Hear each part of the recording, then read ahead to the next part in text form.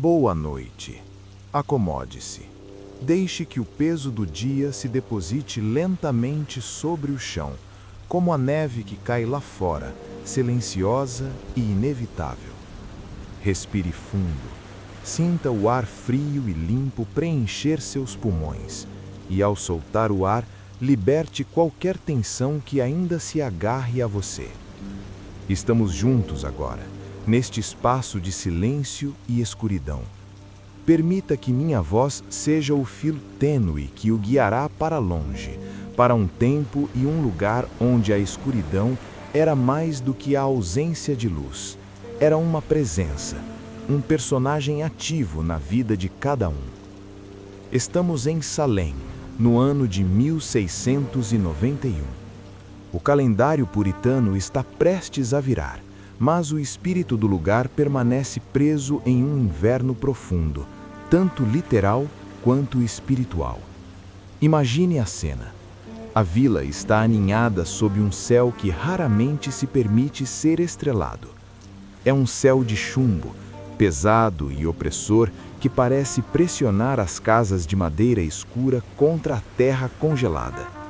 O final de dezembro traz consigo o frio mais cortante, um frio que se infiltra pelas frestas das janelas, que morde a pele e que, de alguma forma, parece congelar a própria esperança.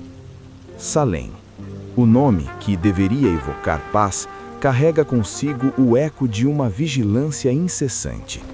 É uma comunidade construída sobre a rocha da fé inabalável, um pequeno enclave de ordem e retidão em meio à vastidão selvagem e ameaçadora da Nova Inglaterra. Cada casa, cada celeiro, cada cerca é um testemunho da luta constante contra o caos, contra a natureza indomada que o cerca. Caminhe comigo, em pensamento, pelas ruas de terra. Elas estão duras, cobertas por uma fina camada de gelo que range sob o peso de cada passo. O som é abafado pela neve, mas o rangido é audível, um lembrete de que mesmo o silêncio aqui é frágil. Observe as casas. Elas são simples, severas, construídas para resistir ao tempo e ao pecado. As janelas são pequenas, como olhos desconfiados, e a luz que escapa delas é amarelada, bruxulhante, a luz de velas de sebo que lutam bravamente contra a escuridão que as envolve. O cheiro é de fumaça de lenha, de pinho e de umidade. É o cheiro da sobrevivência. Mas, subjacente a isso, há um odor mais sutil, mais persistente. O cheiro de orações não ditas, de medos reprimidos e de segredos guardados a 7 chaves. Em Salem, a vida é uma penitência, uma preparação constante para a eternidade. A alegria é contida, a risada é rara e a devoção é a única moeda de valor. A Bíblia é a lei e o reverendo Paris é a voz dessa lei. Mas há outra voz em Salem, uma voz que sussurra nas longas noites de inverno, uma voz que fala de tentação e de um poder antigo que reside na floresta, para além dos limites da vila. O diabo não é uma metáfora aqui, ele é uma presença real, um caçador paciente que espreita nas sombras, pronto para explorar a menor rachadura na armadura da fé. Nesta época do ano, a escuridão é uma entidade quase física. Ela chega cedo, engolindo a pouca luz do dia em um piscar de olhos, e se estende por horas a fio. São nestas noites longas e profundas que a imaginação, reprimida pela rigidez puritana, começa a vagar por territórios perigosos. É quando as lendas urbanas se tornam verdades e o medo do invisível se torna palpável. Feche os olhos, se ainda não o fez. Sinta o frio imaginário em seu rosto. Ouça o vento que geme nas chaminés, um som que pode ser facilmente confundido com um lamento distante, ou talvez um sussurro. É neste limiar, entre a fé e a superstição, entre a ordem da vila e o caos da floresta, que nossa história se desenrola. É uma história sobre o que acontece quando o medo se torna a única verdade, sobre como a suspeita, como uma doença silenciosa, pode corroer os laços de uma comunidade. E sobre as almas que, buscando liberdade ou poder, se aventuram no negrume, sem saber que a escuridão mais perigosa não está lá fora, mas sim no coração humano. O ano novo está chegando, mas em Salem, a promessa de um novo começo é apenas a promessa de um novo ciclo de vigilância e temor. A fronteira entre o bem e o mal está prestes a ser borrada, e o inverno de 1692 será lembrado não pela neve, mas pelo fogo que consumiu a alma da vila. Deixe-se levar por este silêncio. Permita que a atmosfera sombria e meditativa o envolva. Estamos apenas começando a caminhar pelas ruas de Salem, e a noite é longa. O dia em Salem não é recebido com a luz, mas com o dever. O sol, quando se atreve a aparecer, é um disco pálido e fraco, incapaz de aquecer a terra ou os corações. A vida é regida pelo sino da igreja, um chamado metálico e austero que corta o ar frio, convocando os fiéis para a primeira oração do dia. É um som que não permite a preguiça, que exige a retidão imediata. A rotina é a âncora da fé puritana. É na repetição dos gestos, na previsibilidade das tarefas, que eles encontram a segurança contra a incerteza do mundo e as tentações do diabo. As mulheres são as primeiras a se levantar, seus movimentos silenciosos na penumbra das cozinhas. O fogo, que foi cuidadosamente abafado durante a noite, é reavivado. O cheiro de lenha queimada e de pão de milho se espalha, um aroma de conforto, que, entretanto, não consegue dissipar a frieza do ambiente. Observe a jovem Abigail Williams. Ela tem 17 anos, mas a vida em Salem a fez parecer mais velha, mais contida. Seus cabelos castanhos estão firmemente presos sobre uma touca branca, um símbolo de sua modéstia e pureza. Seus dedos, vermelhos e ágeis pelo frio, trabalham incessantemente. Ela é a sobrinha do reverendo Parris, e sua posição na casa do clérigo exige um padrão de virtude ainda mais elevado. Enquanto ela amassa o pão, seus olhos, de um azul profundo e inquieto, raramente se levantam do trabalho. Ela é um modelo de obediência, mas se você pudesse ler o silêncio em sua mente, descobriria um turbilhão de pensamentos que a doutrina puritana proíbe. Ela anseia por algo mais do que a monotonia do dever. Ela anseia por cor, por calor, por uma vida que não seja apenas uma longa e fria preparação para a morte. Seu olhar se volta, por um instante, para a janela. A geada cobre o vidro, mas através dela ela pode ver a linha escura da floresta que se estende para além dos campos. A floresta, o lugar proibido, o lugar onde a ordem da vila se desfaz. É para lá que seus pensamentos a levam, um lugar de segredos e de uma liberdade selvagem que ela só pode imaginar. O reverendo Samuel Parris é o pilar da comunidade, um homem cuja fé é tão inflexível quanto as tábuas do assoalho da igreja. Ele desce as escadas com um passo pesado, sua Bíblia de capa escura já em suas mãos. Seu rosto é severo, marcado pela preocupação constante com a alma de sua congregação. Ele não é um homem de calor humano, mas de fogo e enxofre. Sua voz, mesmo em casa, carrega a autoridade do púlpito. Abigail, ele diz, sua voz grave cortando o silêncio da cozinha.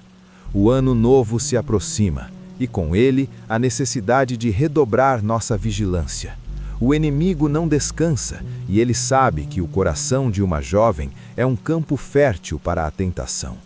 Abigail responde com um sim, tio, baixo e respeitoso, sem levantar os olhos. Mas a repreensão, mesmo que indireta, a atinge como um chicote frio. Ela sente o peso do olhar dele sobre ela, um olhar que não vê a sobrinha, mas a alma a ser salva, a potencial falha a ser corrigida. Mais tarde, no salão de reuniões, as palavras do reverendo Parris ecoam, mais frias que o próprio inverno. Ele está no púlpito, sua figura imponente projetando uma sombra gigantesca sobre a congregação. O ano que se finda foi um teste, bradou ele, sua voz crescendo em intensidade. Um teste de nossa fé, de nossa resiliência contra as adversidades que o Senhor nos envia para nos purificar. E o novo ano exigirá uma fé ainda mais forte. O inimigo está em toda parte, nos ermos selvagens e talvez até mesmo entre nós. As palavras dele não são apenas um sermão, são um prenúncio. Os homens da vila, sentados nos bancos duros, assentem com a cabeça, seus rostos sérios e barbudos. Eles sentem o peso daquelas palavras. Eles veem o mal nos invernos rigorosos, nas colheitas fracassadas, na doença que levou uma criança na semana passada. O medo é um companheiro constante, um sussurro ao pé do ouvido, que lhes diz que a qualquer momento a ordem pode desmoronar. O medo é o alicerce de Salém. Eles temem a Deus, temem o diabo, temem a floresta e, acima de tudo, temem uns aos outros. A vigilância mútua é a lei não escrita. Cada gesto é medido, cada palavra pesada. A suspeita é uma semente que germina facilmente no solo da rigidez puritana. Enquanto a vila se prepara para as celebrações modestas do Ano Novo, mais um dia de oração e reflexão do que de festa, uma tensão sutil começa a se manifestar. Pequenos incidentes, que em qualquer outro lugar seriam esquecidos, aqui ganham um significado sinistro. Goody Sarah Proctor, uma mulher de meia-idade conhecida por sua franqueza e por não se curvar facilmente à autoridade do reverendo Parris, está na rua. Ela tropeça no gelo e deixa cair um novelo de lã vermelha. O novelo rola pela rua congelada. Ninguém se apressa em ajudar. Os vizinhos que a observam de suas janelas apenas apertam os lábios. Um olhar trocado entre ela e Abigail, rápido demais para ser notado, mas carregado de um significado oculto. Um olhar de cumplicidade, ou talvez de aviso. Em outro ponto da vila, o ferreiro Thomas Putnam encontra um símbolo estranho pendurado na porta de seu celeiro. É um galho torcido em forma de espiral, amarrado com um fio de cabelo escuro. Ele o queima imediatamente, e o incidente é abafado com orações nervosas. Mas o medo já foi plantado. Quem faria tal coisa? Um selvagem? Ou alguém de dentro? As conversas ao redor das lareiras à noite são sobre presságios. Um corvo que pousou no telhado da igreja e se recusou a sair por horas.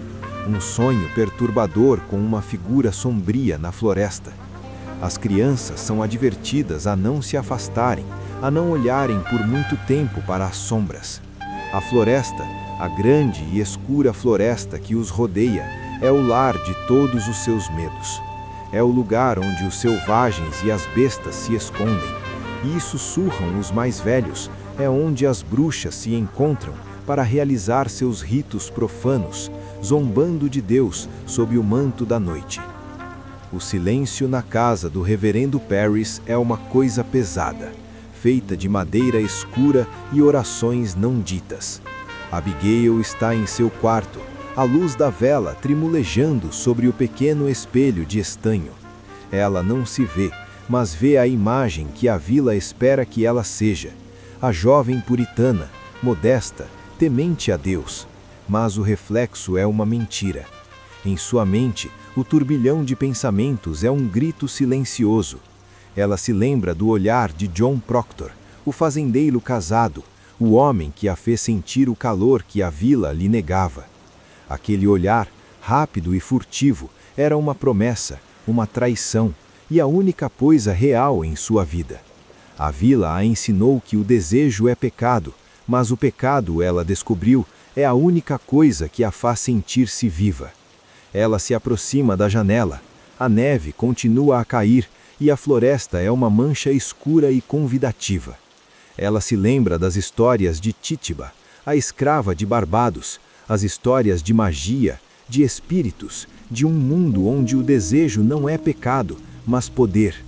Tituba, com seus olhos escuros e sua voz gutural, é a única pessoa em Salem que a vê, que a entende. Me chamam de pecadora, diz ela para o vidro embaçado. Mas o que é o pecado, se não a vida que me negam? Ela pega um pequeno pedaço de carvão e desenha um símbolo na palma da mão, um símbolo que Tituba lhe ensinou. Não é um símbolo do diabo, mas um símbolo de poder, de liberdade. Ela o esfrega rapidamente, o medo a atingindo como um choque elétrico. O medo é a única coisa que a mantém na linha, mas o desejo é a única coisa que a faz querer quebrá-la. O reverendo Parris, em seu estudo, ouve o som de um passo no andar de cima. Ele para de ler sua Bíblia e escuta. Ele não confia em Abigail. Ele não confia em ninguém. O medo é o seu companheiro constante, e ele o alimenta com a suspeita. Ele se levanta e caminha até a porta, mas hesita. Ele não quer confrontar o que pode encontrar. Ele prefere a certeza de sua fé à incerteza da verdade. Ele volta para sua Bíblia, mas seus olhos não conseguem se concentrar nas palavras. Ele pensa em Tituba.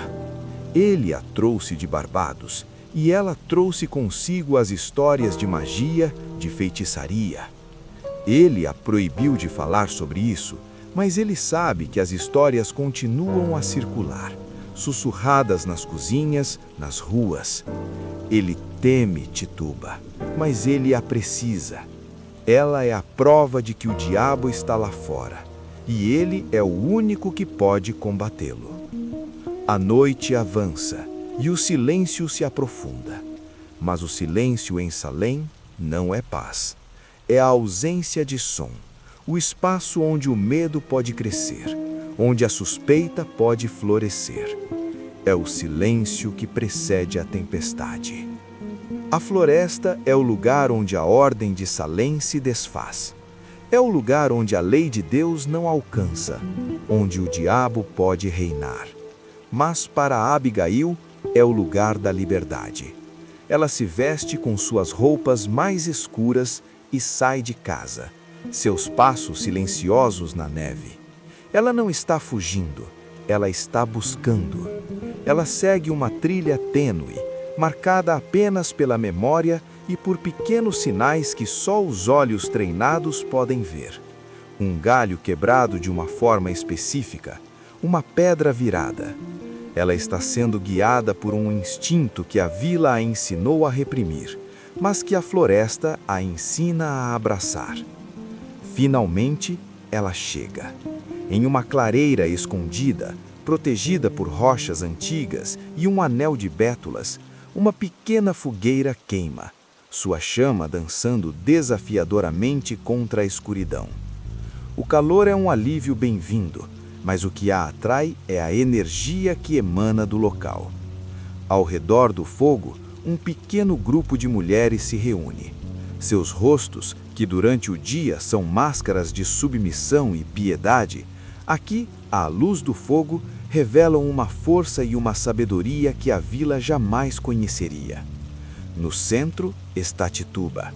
Ela não está vestida com as roupas de servidão, mas com um manto simples, e em seu pescoço um colar de contas e ossos.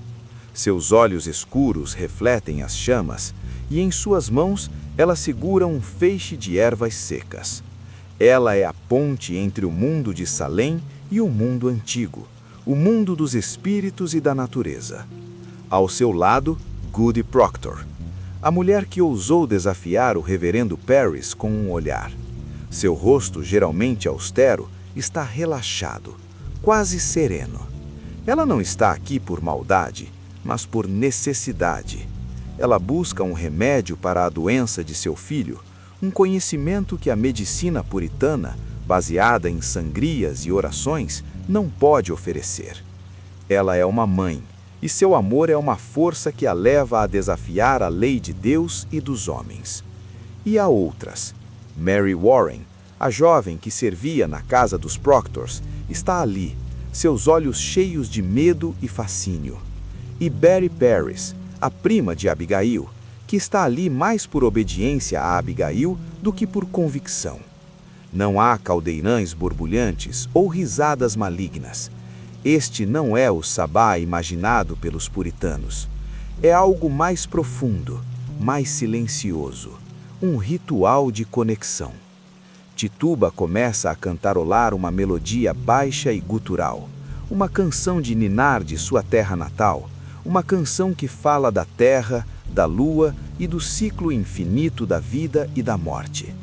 As outras mulheres se juntam, seus sussurros se entrelaçando para formar um coro hipnótico. Elas não prezam para o diabo, elas honrarizam a natureza que as cercam. Elas buscam no silêncio da floresta a liberdade que lhes é negada na vila. Elas compartilham conhecimentos sobre ervas que curam, sobre os sinais que a lua envia, sobre o poder que reside dentro delas mesmas, um poder que a fé puritana chama de pecado. Abigail observa, seus olhos arregalados, absorvendo tudo. Ela sente uma conexão, uma sensação de pertencimento que jamais sentiu na igreja de seu pai. Aqui, ela não é apenas uma serva de Deus, mas uma parte de algo maior, algo antigo e selvagem. A noite avança e o ritual se aprofunda. Tituba pega um pequeno pote de barro e o enche com água do riacho. Ela adiciona as ervas secas, sussurrando palavras em uma língua que Abigail não entende, mas que ressoa em sua alma. É um feitiço de proteção, um pedido de bênção para o novo ano. Abigail, no entanto, tem outros desejos. Ela se aproxima de Tituba, sua voz um sussurro urgente. Tituba, eu quero saber se Elizabeth Proctor vai morrer.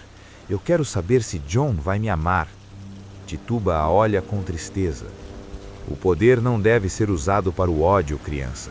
O que você deseja é perigoso. Mas Abigail insiste, sua voz se tornando um rosnado. Eu vi o rosto dele no ovo. Eu sei que ele me ama. Ela está no caminho. Ela é o pecado. Ela é a bruxa. A insistência de Abigail quebra a tranquilidade do ritual. O desejo egoísta e perigoso dela introduz uma nota de discórdia. Goody Proctor a olha com desaprovação. Abigail, pare! Você está brincando com fogo?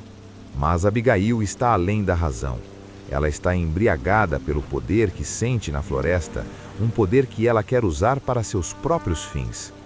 Ela pega um punhado de terra congelada e o joga no fogo, um gesto de desafio. O fogo crepita alto e uma fumaça escura sobe, quebrando a magia do momento. Tituba, com um suspiro, cede. Ela sabe que o desejo de Abigail é um veneno, mas ela também sabe que a repressão puritana é um veneno ainda maior. Ela pega um pequeno pedaço de tecido e o queima, e o cheiro de lã queimada se espalha. Ela começa a recitar um encantamento, mas desta vez a melodia é sombria, um presságio. Enquanto isso, de volta à vila, a paranoia começa a se infiltrar como a geada. O reverendo Paris, incapaz de dormir, caminha de um lado para outro em seu estudo. Ele repassa em sua mente os eventos do dia, o símbolo no celeiro, o olhar desafiador de Goody Proctor, a maneira como sua própria sobrinha Abigail parece distante, seus pensamentos perdidos em algum lugar que ele não pode alcançar. Ele se ajoelha para rezar, mas suas palavras soam vazias. O medo do pecado se tornou uma obsessão e ele começa a ver a sombra do inimigo em cada canto escuro, em cada rosto que não demonstra a devoção fervorosa que ele exige. Ele pega sua Bíblia e a folheia, buscando conforto, mas só encontra passagens sobre danação e a necessidade de purificação. O reverendo Paris não tem medo do diabo, ele tem medo de sua própria falha, de sua incapacidade de manter a ordem em sua casa e em sua congregação. Ele teme que o caos da floresta invada a ordem de Salem, e ele sabe que se a bruxaria for encontrada em sua própria casa, sua reputação e seu poder serão destruídos. Em outra casa, Giles Corey, o velho teimoso, confessa à sua esposa Marta que teme o que está por vir. Há algo no ar, Marta. Ele sussurra na escuridão do quarto. Um tipo de loucura. As pessoas estão olhando umas para as outras com desconfiança. O sermão do reverendo hoje não era sobre fé, era sobre medo. E o medo é um solo fértil para o mal.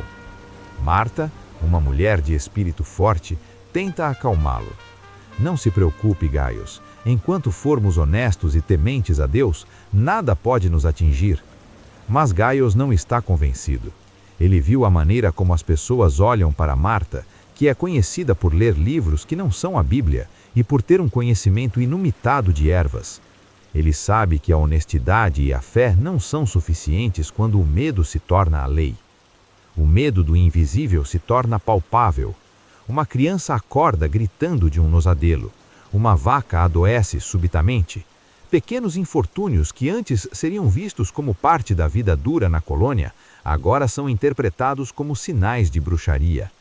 A semente da suspeita, plantada pelos sermões fervorosos e nutrida pela longa noite de inverno, começa a germinar nos corações dos habitantes de Salem. O ritual na floresta chega ao fim. As mulheres se dispersam, voltando para suas casas, carregando consigo o cheiro de fumaça e o peso do segredo. Abigail é a última a sair. Ela olha para a clareira, para o fogo que agora é apenas brasas, e sente um poder frio e sombrio em seu coração.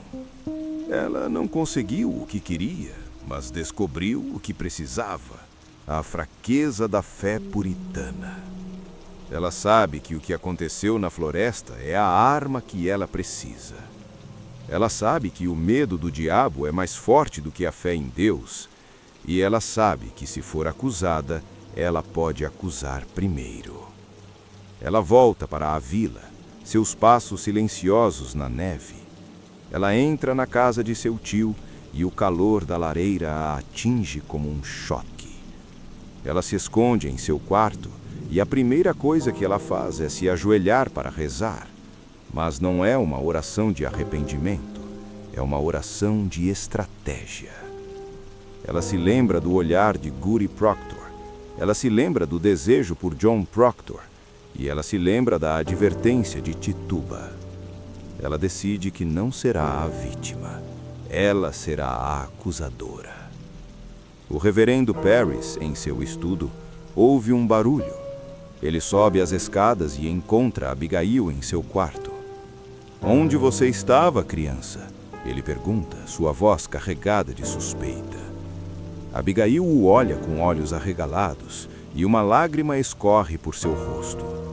Ela não precisa mentir, ela só precisa dizer a verdade de uma forma que ele possa entender. "Eu estava na floresta, tio. Eu fui forçada. Eu fui levada pelo diabo.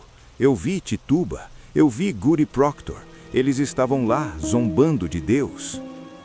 O reverendo Parris a olha e o medo em seus olhos é substituído por uma certeza terrível. Ele não vê a sobrinha, ele vê a prova. Ele vê a justificação para seu medo. Ele vê a arma que ele precisa para purificar Salem.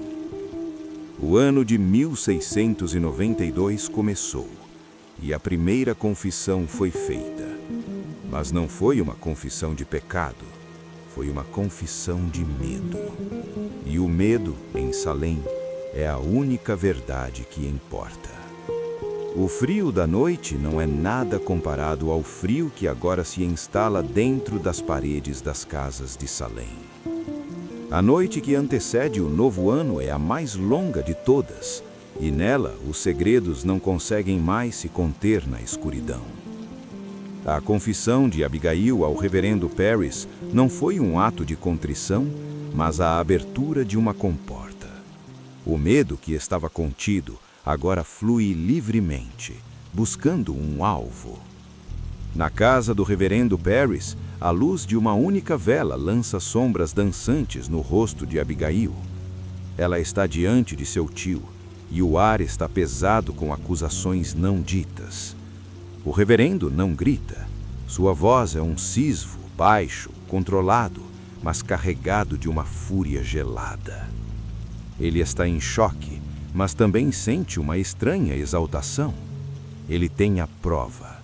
O inimigo está em sua casa e ele, o servo de Deus, será o instrumento de sua purificação. Eu vi você na floresta, Abigail, ele diz, suas palavras cortando o silêncio. Eu senti o cheiro de fumaça profana em suas roupas. Confesse, criança. Confesse sua união com o inimigo antes que seja tarde demais. Abigail treme, mas não é apenas de frio ou medo, é o tremor de um poder recém-descoberto. Ela se lembra da sensação da terra sob seus pés descalços, da força que sentiu na clareira. Ela olha para o rosto de seu tio, um rosto que só lhe mostrou dureza e julgamento, e uma decisão se forma em seu coração. Ela não será a única a queimar. E então, a primeira confissão acontece, mas não é a dela. Com a voz trêmula, mas com uma nova autoridade, Abigail começa a falar. Ela descreve como Tituba a forçou a beber poções, como Goody Proctor a visitou em espírito durante a noite, beliscando sua pele e sussurrando blasfêmias. Não é um grito, é um relato calmo, detalhado, o que o torna ainda mais aterrorizante. Ela descreve os tormentos que só ela pode ver, os espectros que a assombram neste exato momento na sala. O reverendo Parris, que esperava uma confissão de pecado, recebe algo muito mais poderoso: uma arma. A confissão de Abigail não é uma admissão de sua própria culpa, mas uma acusação contra outros. É a chave que abre a porta para a loucura que estava à espreita. As notícias se espalham como fogo em palha seca, levadas por sussurros de porta em porta na manhã gelada do Ano Novo. Outras jovens, amigas de Abigail, começam a manifestar os mesmos sintomas. Elas se contorcem, gritam, falam de espectros e sombras que só elas podem ver. A vila, já preparada pelo medo e pela superstição, aceita a performance como uma verdade divina. Os julgamentos começam, não em um tribunal formal, mas nas mentes e nos corações dos habitantes. Um olhar torto, uma palavra áspera dita anos atrás, uma colheita que invejou, tudo se torna prova. O que se segue é um teatro de histeria, onde a performance das jovens se torna a única evidência aceitável. A evidência espectral, a ideia de que o espírito de uma bruxa pode atormentar suas vítimas é aceita pelos magistrados. Isso significa que a palavra de uma jovem atormentada tem mais peso do que a vida inteira de um homem ou mulher honrada. Goody Sarah Proctor é confrontada em sua casa. Ela nega as acusações com uma dignidade silenciosa, mas seus protestos são recebidos com olhares de suspeita. Seu marido, John Proctor, tenta defendê-la, mas sua raiva é vista como a defesa de um homem enfeitiçado. O medo do invisível se tornou uma certeza. A palavra de uma jovem atormentada agora tem mais peso do que a vida inteira de uma mulher honrada. O pecado não é mais um conceito abstrato, mas uma presença real, com um nome e um rosto, o rosto de seus vizinhos. John Proctor, o homem que sempre evitou a igreja e a hipocrisia, agora se encontra no centro da tempestade. Ele sabe a verdade sobre Abigail, sobre o que aconteceu na floresta.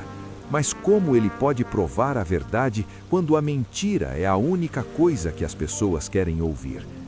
Ele sente-se impotente, sua força física inútil contra a histeria coletiva. Eles estão loucos, Elizabeth, diz ele à sua esposa, sua voz rouca de desespero. Eles estão caçando fantasmas e a única coisa que eles encontram é o seu próprio medo. Elizabeth, no entanto, está calma. Ela sabe que a sua honestidade é a sua única defesa, mas também a sua maior fraqueza. Ela se recusa a mentir, a se curvar à histeria. Ela sabe que a sua vida está nas mãos de Deus e não nas mãos de uma jovem vingativa. O medo não se limita aos acusados. Ele se espalha pela comunidade, corroendo a confiança e a fé. Giles Corey, o velho teimoso, é um dos primeiros a ser questionado. Ele é conhecido por sua franqueza e por sua aversão ao reverendo Parris. Ele é um alvo fácil. Você não acredita em bruxas, Giles? Pergunta o magistrado. Giles hesita. Ele não acredita em bruxas, mas ele acredita na maldade humana. Ele acredita que o que está acontecendo em Salem é uma farsa, uma manifestação do medo e da inveja. Mas ele sabe que dizer isso é assinar sua própria sentença de morte. Eu acredito no diabo, responde ele, sua voz firme. Mas eu acredito que ele está trabalhando através do medo e não através de feitiços. Sua resposta é vista como evasiva, como a prova de sua culpa. Sua esposa, Martha Corey, é acusada de bruxaria por ler livros que não são a Bíblia e por ter um conhecimento incomum de ervas. Ele sabe que a honestidade e a fé não são suficientes quando o medo se torna a lei. A performance das jovens se torna mais elaborada, mais convincente. Elas caem no chão, gritam, apontam para o teto, descrevendo os tormentos que o espírito das bruxas lhes inflige. A histeria é contagiante. As pessoas que assistem aos julgamentos estão convencidas de que estão testemunhando uma batalha entre o bem e o mal. O reverendo Parris se torna o herói da comunidade. Ele é o homem que ousou enfrentar o diabo em sua própria casa. Ele é o homem que está purificando Salem. Mas em seu coração, ele sabe que está alimentando uma mentira que lhe dá poder e autoridade. A noite de Ano Novo se transforma em uma noite de terror. As prisões de Salem se enchem de homens e mulheres acusados de bruxaria. O medo do invisível deu lugar a algo muito pior, a certeza de tê-lo encontrado. E o pecado não é mais uma falha a ser confessada em oração silenciosa, mas um crime a ser caçado e punido. O sino da igreja toca, anunciando a chegada do novo ano, mas o som não traz esperança, ele soa como uma sentença.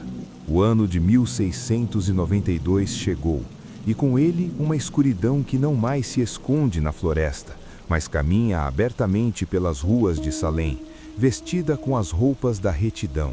Não há mais necessidade de rituais secretos sob a lua. A magia, ou a loucura, agora está à vista de todos, sendo performada no coração da vila. O medo do invisível deu lugar a algo muito pior, a certeza de tê-lo encontrado. E o pecado não é mais uma falha a ser confessada em oração silenciosa, mas um crime a ser caçado e punido. Nossa história se encerra aqui, neste limiar, não com o fim dos julgamentos, mas com o seu terrível começo. O verdadeiro terror, afinal, não estava na floresta, nem nos cânticos sussurrados ao redor de uma fogueira. Estava sempre ali, latente, no coração dos homens e mulheres que viviam com tanto medo do pecado que acabaram por personificá-lo. Deixe a imagem de Salem se dissolver, o som do sino se afastar, a neve caindo suavemente, cobrindo a vila com um manto de silêncio branco e puro. Um silêncio que esconde os sussurros, as acusações, o medo que agora respira como uma criatura viva no coração da comunidade. Respire fundo. O ar em seu quarto é seguro. A escuridão ao seu redor é calma. A história de Salem é um eco distante, um lembrete de que os maiores monstros são aqueles que criamos dentro de nós mesmos. O medo do invisível, o medo do pecado, o medo do outro. Agora, deixe esse eco se afastar, deixe o silêncio envolvê-lo e durma, durma profundamente, em paz. O reverendo Parris, agora o centro da tempestade, sente o peso de sua nova autoridade. Ele não é mais apenas um clérigo, ele é um inquisidor, um juiz, um salvador. Mas a coroa que ele usa é feita de espinhos. Ele se tranca em seu estudo, a Bíblia aberta, mas seus olhos não veem as palavras.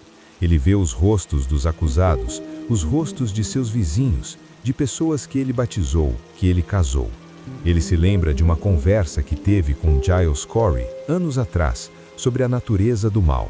Giles, com sua sabedoria rústica, disse: "O mal não é um monstro que vem da floresta, reverendo.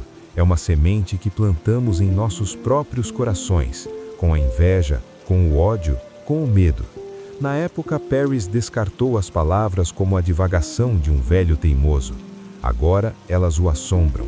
Ele se levanta e caminha até a janela. A vila está silenciosa, mas ele pode sentir a tensão no ar. Ele pode sentir o medo. Ele sabe que está alimentando esse medo, que está usando-o para consolidar seu poder. Mas ele se justifica. Ele está fazendo a obra de Deus. Ele está purificando Salem. Ele está salvando almas. Mas a que custo? Ele se lembra de sua filha, Betty, que agora está entre as acusadoras. Ele a vê se contorcendo, gritando, apontando para os espectros que só ela pode ver. Ele se pergunta se realmente está atormentada ou se está apenas seguindo o exemplo de Abigail.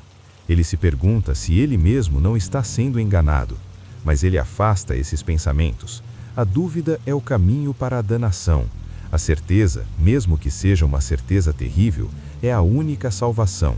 Ele se ajoelha para rezar, mas suas palavras são um eco vazio. Ele não está rezando para Deus. Ele está rezando para si mesmo, para a imagem que ele criou, a imagem do Salvador de Salem.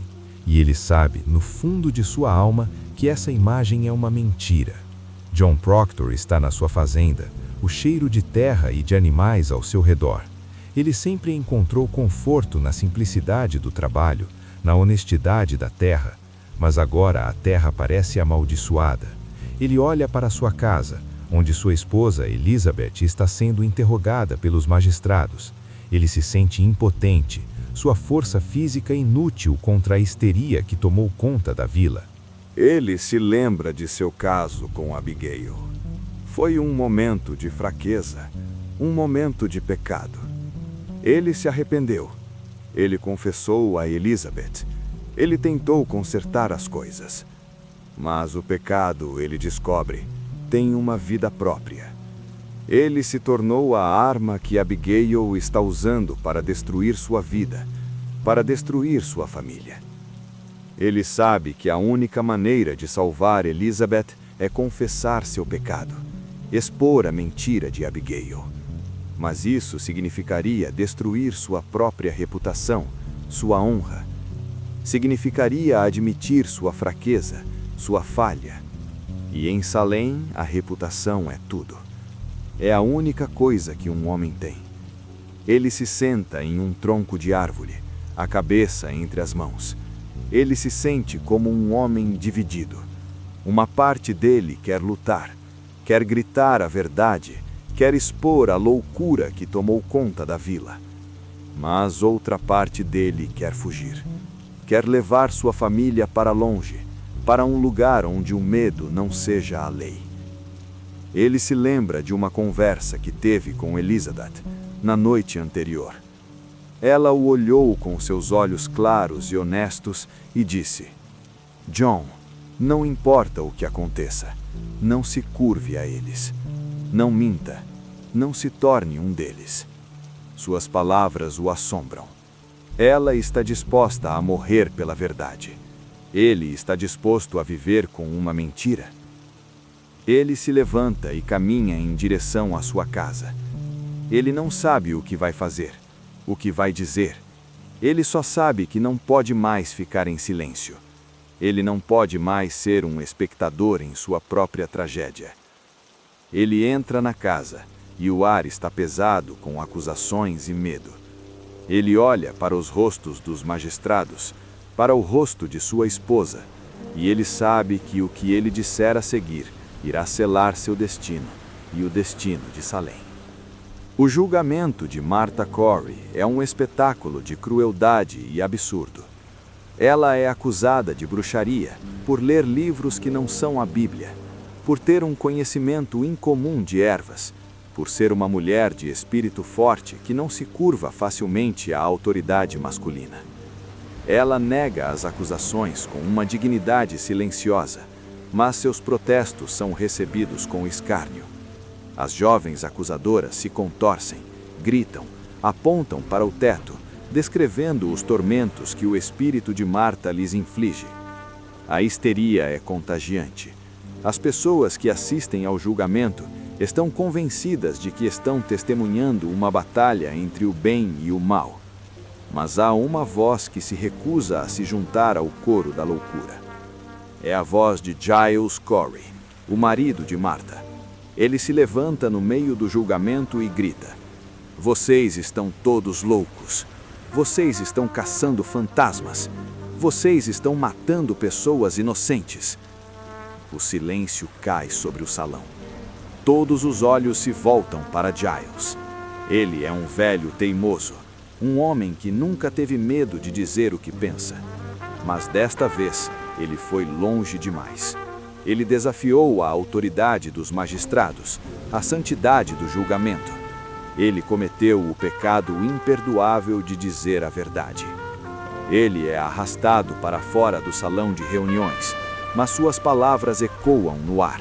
Elas são um sussurro da verdade em meio ao barulho da histeria. Elas são uma semente de dúvida plantada nos corações de alguns dos presentes.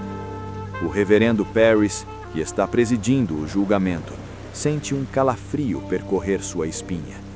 Ele sabe que Giles Corey está certo. Ele sabe que o que está acontecendo em Salem é uma farsa, uma manifestação do medo e da inveja. Mas ele não pode voltar atrás. Ele foi longe demais. Ele está preso em sua própria mentira. Ele olha para as jovens acusadoras, para seus rostos contorcidos de histeria. Ele se pergunta se elas sabem o que estão fazendo, se elas entendem o poder que têm nas mãos. Ele se pergunta se elas são apenas crianças assustadas ou se elas são monstros. Ele se vira para a congregação e brada: "O diabo é astuto. Ele pode assumir a forma de um homem honesto para nos enganar. Não se deixem enganar por suas mentiras. A obra de Deus deve continuar." Mas suas palavras soam vazias, até mesmo para ele. Ele sabe que não está mais fazendo a obra de Deus. Ele está fazendo a obra do diabo. Ele está destruindo Salem em nome da salvação. Giles Corey é levado para a prisão, mas ele se recusa a falar. Ele se recusa a confessar, a negar, a participar do teatro da loucura. Ele sabe que qualquer coisa que ele disser será usada contra ele. Ele sabe que a única maneira de vencer o jogo é se recusar a jogar. Ele é torturado, mas ele não cede. Pedras são colocadas em seu peito, uma a uma, para esmagar a verdade dele. Mas ele não fala. Suas últimas palavras são um desafio. Mais peso. Sua morte é um ato de resistência silenciosa, um testemunho da força do espírito humano contra a tirania do medo. Sua morte é uma semente de dúvida plantada nos corações de muitos dos habitantes de Salem.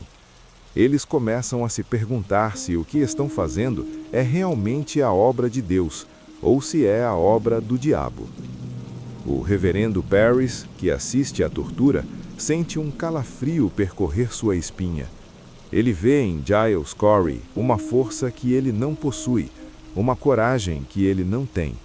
Ele vê em Giles Corey a imagem do homem que ele deveria ser, mas não é. Ele volta para sua casa, mas não encontra paz. Ele se senta em seu estudo, a Bíblia aberta, mas as palavras são um borrão. Ele ouve o vento uivando lá fora e parece que está sussurrando o nome de Giles Corey. Ele ouve o crepitar da lareira e parece que está rindo dele. Ele se levanta e caminha até a janela. A vila está escura, silenciosa, mas ele sabe que o silêncio é uma mentira. Ele sabe que sob o manto da noite, o medo e a suspeita estão se espalhando como uma praga. Ele sabe que Salem está se devorando por dentro. Ele se pergunta se ainda há tempo para voltar atrás, para confessar sua mentira, para salvar as almas que ele está destruindo. Mas ele sabe que é tarde demais. Ele está preso em sua própria teia de mentiras. Ele é o salvador de Salem, e ele deve continuar a desempenhar seu papel, mesmo que isso signifique destruir a vila para salvá-la.